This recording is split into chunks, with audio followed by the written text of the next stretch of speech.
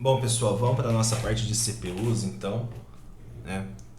Acho que os amados processadores que as pessoas gostam de falar e debater sobre, né? Bom, então, primeira coisa que nós precisamos entender é que as CPUs, elas são o cérebro do computador. E o que isso significa?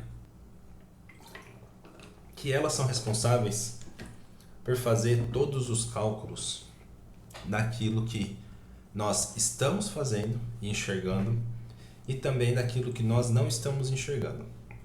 Por exemplo, os processos de background do sistema operacional, que a gente vai falar disso mais para frente no curso.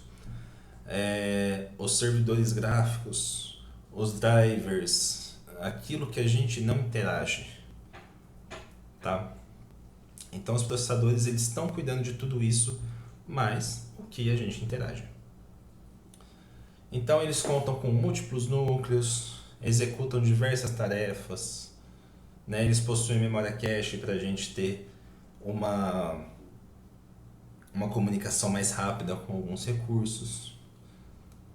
Então os processadores eles têm diversas diversos recursos, né? Diversas instruções que fazem uma série de coisas.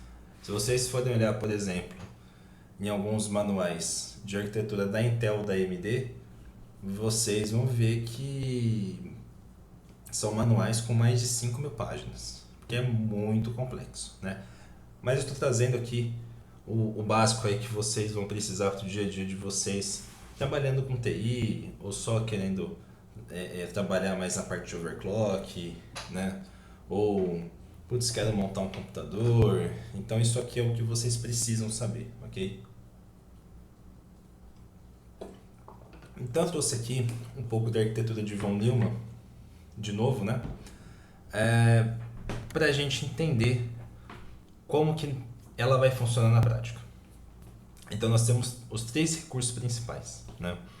Os registradores, que são áreas de armazenamento, que eles vão fazer movimentações, eles vão passar por cálculos, eles vão fazer alterações desses registradores. Então, às vezes a informação que está no registrador A, ela vai para o B, ela vai receber uma chamada. Então, existe todo um controle e um fluxo que a CPU faz, ele é programada para isso, para que esses registradores trabalhem assim, tá?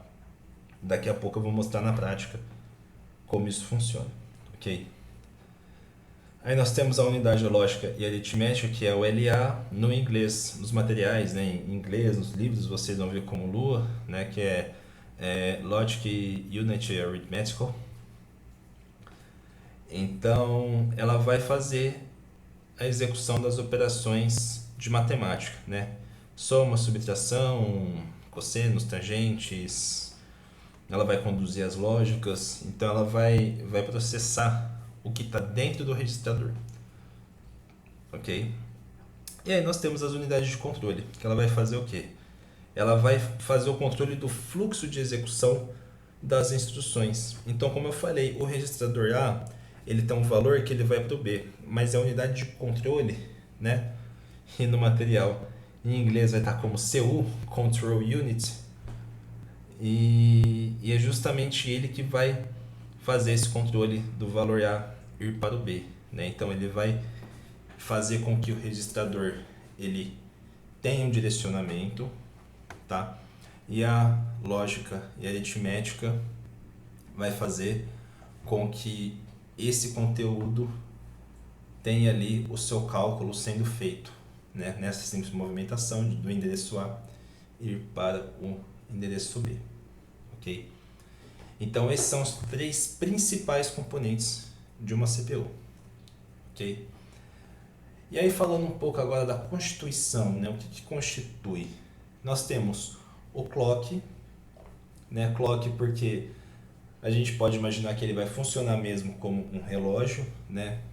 Então vai ser a velocidade, entre aspas, né, de execução de ciclos por segundo, né? Por isso que chama clock, porque é como se ele rodasse ali como um relógio passando por todas as instruções. Então, um processador que tem um clock de 2000 MHz ou 2 GHz é um processador que ele vai fazer o ciclo todo de instruções dele, e aí não se limita a esses três, tem centenas, né? Então ele vai fazer todo esse ciclo com 2000 MHz. Um processador de 5000 MHz vai fazer esse ciclo com 5000 MHz, né? E as tecnologias elas vêm aumentando, né? A desvantagem é que enquanto maior o clock, mais energia se gasta e prejudica a condutividade térmica, né? Então, uma vez que a gente tem esse, entre aspas, problema, né? As tecnologias elas acabam ficando um pouco mais ilimitadas, né? E aí nós temos os cores. Todas as instruções, digamos assim, que toda a parte de controle, né, das CPUs, ou como a gente viu aqui um pouco mais cedo, né, toda a parte de estrutura, ela está dentro dos núcleos, né? Então eu vou mostrar para vocês aqui agora pelo Google a arquitetura de um core, né? Vamos ver se eu acho uma imagem mais fácil aqui. Pode ser essa aqui mesmo do Zen, da AMD.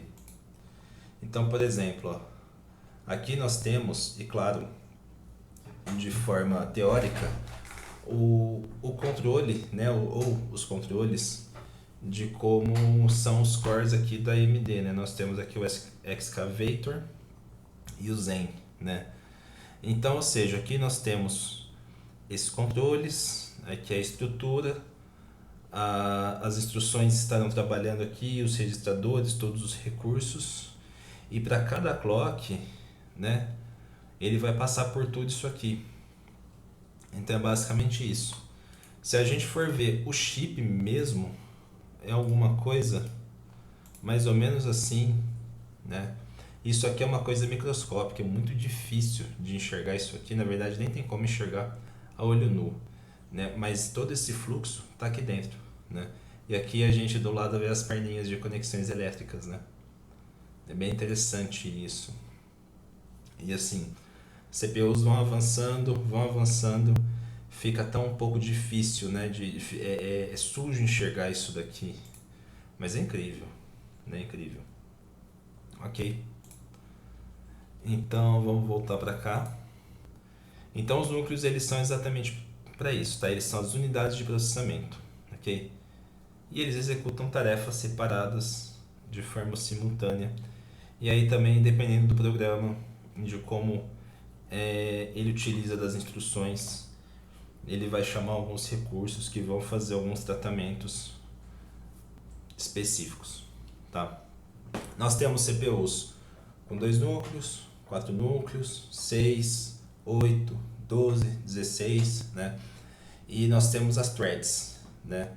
Que falando em CPUs, então vamos supor, nós temos, por exemplo, se a gente pegar um i9 hoje, né, um i9 com 24 núcleos físicos, nós temos ali, se eu não me engano, 32 threads, ou seja, a emulação de 32 núcleos, né?